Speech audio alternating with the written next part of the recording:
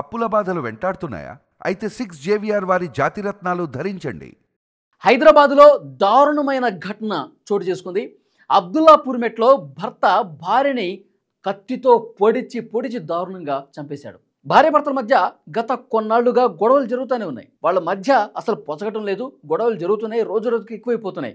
కొన్ని రోజుల క్రితమే పెద్ద మనుషులు పంచాయతీ పెట్టారు. మీరు ఇద్దరూ కూడా గొడవలు పడతా ఉన్నారు, భార్యాభర్తలు అన్నాక చిన్న చిన్న మనస్పర్ధలు రావడం సహజం, కానీ దాన్ని పెద్దది చేసుకోవద్దు, కలిసి ఉండని చెప్పినా కానీ వీళ్ళు వినిపించుకోలేదు, గొడవలు జరుగుతూనే ఉన్నాయి. డైవర్స్ తీసుకోవటానికి కూడా ఒప్పుకున్నారు. ఈమె భార్య సమ్మక్క, భర్త శ్రీనివాసు.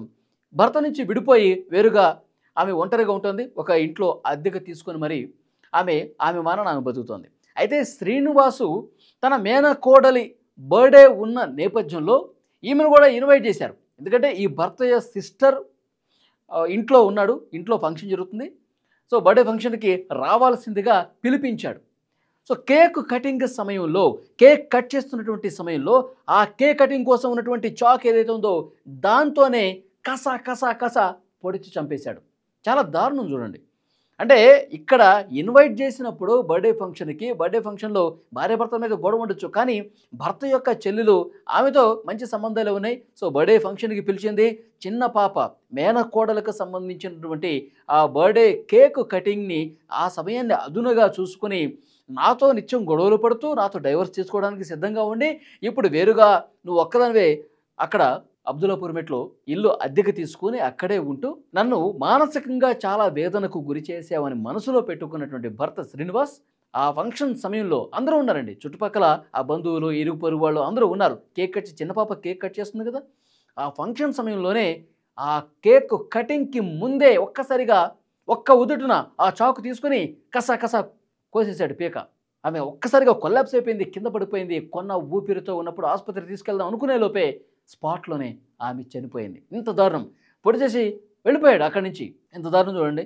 అంటే ఈ మధ్యకాలంలో ఇలాంటి క్రైమ్స్ పెరిగిపోతున్నాయండి. హైదరాబాదులో ఇలాంటి దారుణమైనటువంటి ఘటనలు రోజు ఏదో ఒక మూల జరుగుతూనే ఉన్నాయి. దేశవ్యాప్తంగా ఈ మధ్యకాలంలో చూస్తుంటే భార్యలు భర్తలు చంపించేస్తున్నారు. వాళ్ళు నేరుగా రంగంలోకి దిగి విషం కలిపి ఆహారంలో చంపేస్తాం ఒకటి, సుపారీ గ్యాంగ్కి లక్షల రూపాయలు డబ్బులు ఇచ్చి భర్తలను చంపేసిన ఘటనలు మనం చూసాం. ఎన్నో జరుగుతూనే ఉన్నాయి. అంటే ప్రియుడి మోజులో పడి వాళ్ళకి ఆ మోజులో వివాహేతర సంబంధాలు పెట్టుకుని భార్యలు భర్తలను చంపుతున్నటువంటి ఘటనలు మనం చూసాం. ఇప్పుడు భర్త భార్యను చంపుతున్నటువంటి కేసు ఇక్కడ జరిగింది. ఎంతో అన్యోన్యంగా ఉండేవాళ్ళు గతంలో, కానీ ఈ మధ్యకాలంలో గొడవలు ఎక్కువైపోయినాయి. మరి ఈ గొడవలకి కారణం ఏంటనేది పోలీసుల ఇన్వెస్టిగేషన్లో తెలుస్తుంది.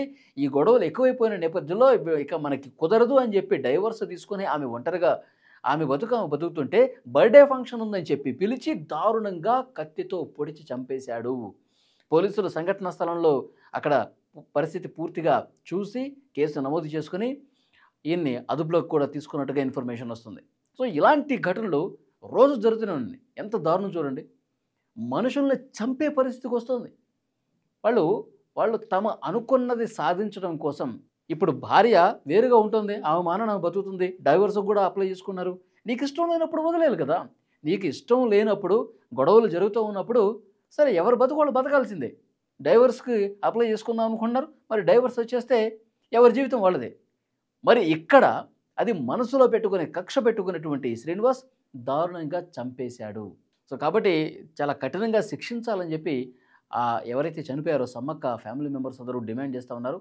ఇలాంటి మూర్ఖుడికి ఇచ్చా మేము మా అమ్మాయిని పెళ్లి చేసింది, సో ఇంత దుర్మార్గుడు ఇంత మూర్ఖుడు అని చెప్పి మాకు తెలియదు, మా అమ్మాయి ప్రాణాలు తీసేశాడు, ఇలాంటి వాడిని ఉరి శిక్ష విధించాల్సిందే, ఇలాంటి వాడిని కఠినంగా శిక్షించాల్సిందే అంటూ కుటుంబ సభ్యులు డిమాండ్ చేస్తున్నారు.